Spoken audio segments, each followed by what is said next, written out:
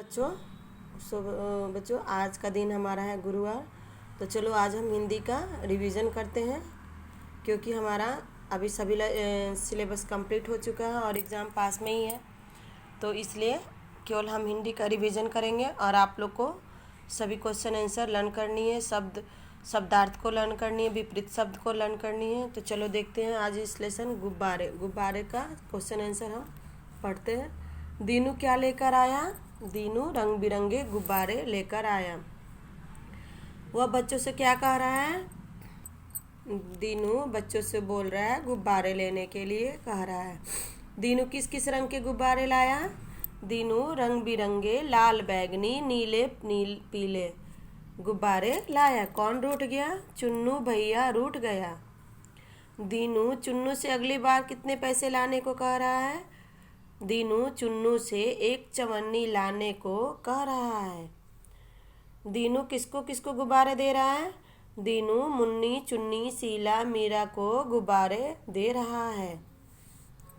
कविता की पंक्तियाँ पूरा करो। तो चलो एक बार हम कविता को ही देख लेते हैं।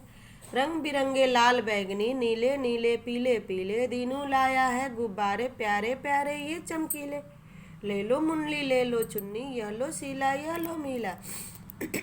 रूठो मत ओ चुन्नू भैया, अब की लाना एक चवन्नी। अच्छा जी अब चलता हूँ मैं, फिर आऊँगा पास तुम्हारे। पढ़ना भूलना तुम यह मेरे रंग बिरंगे गुब्बारे। सो बच्चों, ये आपका था कविता। अब हम देखते हैं सही और गलत का। गुब्बारे का नाम क्या मीतू था? नहीं, गुब्बारे का नाम दीनू था। तो ये आपका गलत है। गुब्बारे वाला रंग बिरंगे गुब्बारे लाया, सही है। गुब्बारे वाला चुन्नी, मुन्नी, मीरा और शीला को गुब्बारे दे रहा है, सही है। चुन्नू रूठ गया, यह सही है। गुब्बारे वाले बच्चे से उसके गुब्बारे भूलने के लिए कह रहा है, नहीं, उसको याद रखने के लिए कह रहा है, यानी यह गलत है। गुब्बारे वाला बच्चे से रंग बिरंगे प्यारे गुब्बारे याद रखने के लिए कह रहा है, सही है। गुब्बारे वाले का नाम दीनू है, सही है। अब देखिए, आप लोगों को सबसे ज़्यादा ये सब शब्द के ऊपर ध्यान देना, शब्द को पढ़ना, शब्द को लिखना, ओके। तो इन्हें जाने। मैं बार बार आपको बता रही हूँ, ये जो मात्रा है इसका मतलब होता है कि जो भी अक्षर के नीचे ये मात्रा लगा है, ये हलंत लगा, इसको हम हलंत बोलते हैं। अगर ये हलंत लगा है तो क्या उसको बोलते हैं? आधा त पढ़ते हैं। जो भी अक्षर उसको आधा बोलते हैं।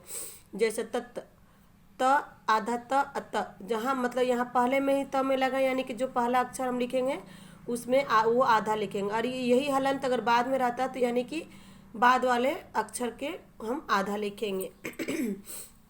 तत्, सत्ता, पत्ता, गत्ता, स्थान, संस्था, स्थाई, लल, बिल्ली, बल्ला, अक्स, बक्सा,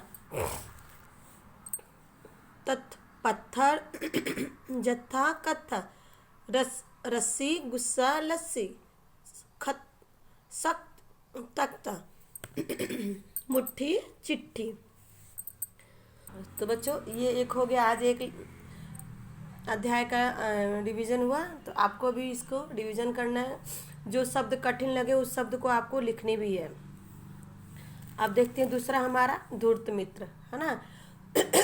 धूर्त मित्र की कहानी सबको पता है। ये कहानी आपको याद करनी है, क्योंकि मैं एग्ज़ाम में ज़रूरी नहीं कि कविता ही दूंगी, मैं एग्ज़ाम के समय आपसे कहानी भी पूछ सकती हूँ। तो इसलिए ये कहानी को आपको अच्छे से लर्न करनी है।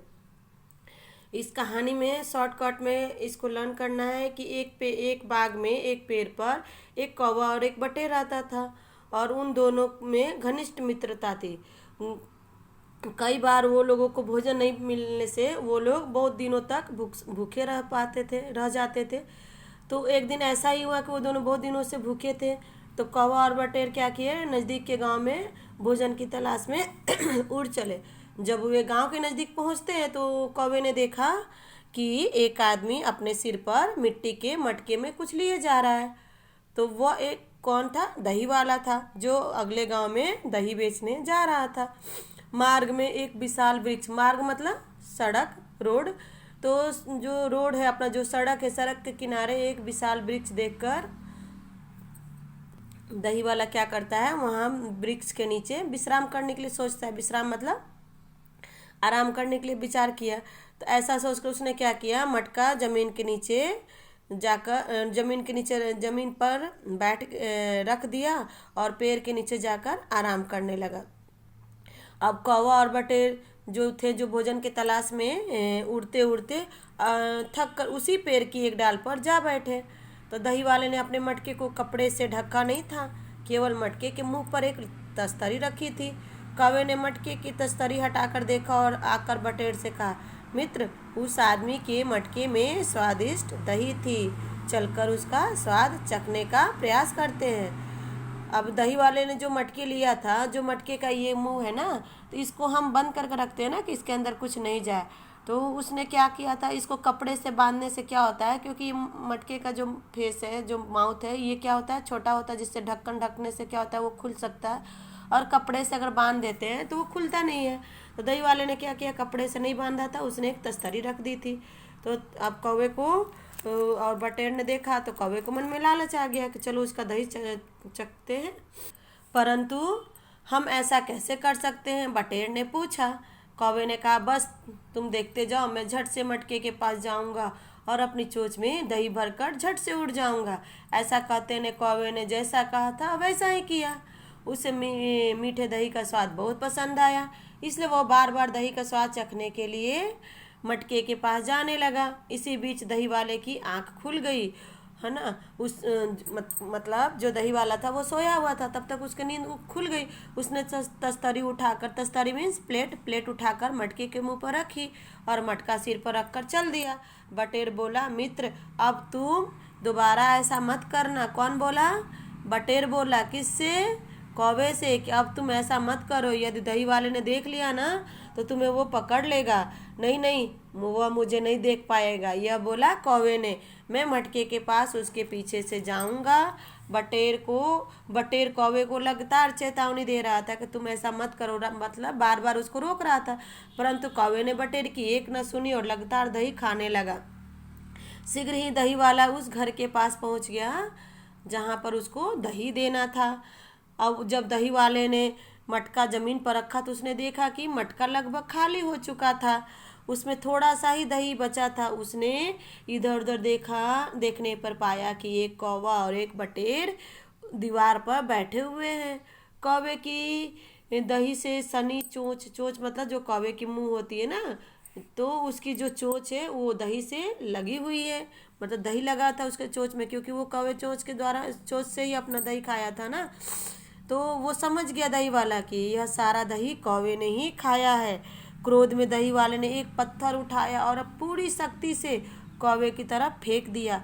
यह देखते ही कौवा तुरंत उड़ गया और वो पत्थर कौवे को न लगकर मासूम और निर्दोष बटेर को जा लगा। फलस्वरूप निर्दोष बटेर घायल होकर जमीन पर गिर गया था।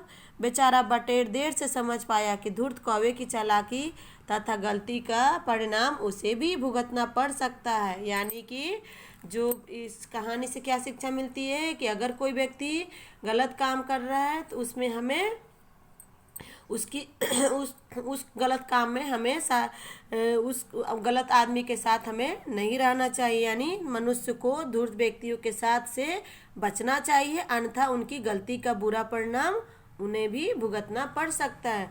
तो स्टूडेंट्स, आपको इस कहानी को ऐसे ही अच्छे से समझना है और इसको अभी याद कीजिए, और मेरे को जब याद हो जाए तो इसका ऑडियो बनाकर शॉर्ट फॉर्म में ही मेरे को चाहिए, रीडिंग नहीं करना है। आप जब बोलोगे ऑडियो में तो मेरे को पता चल जाएगा कि आपने बुक से देखकर बोल रहे हो कि अपने मन से देखकर बोल रहे हो। तो इसलिए आप लोग इस कहानी को याद कीजिए और ऑडियो बनाकर सेंड कीजिए।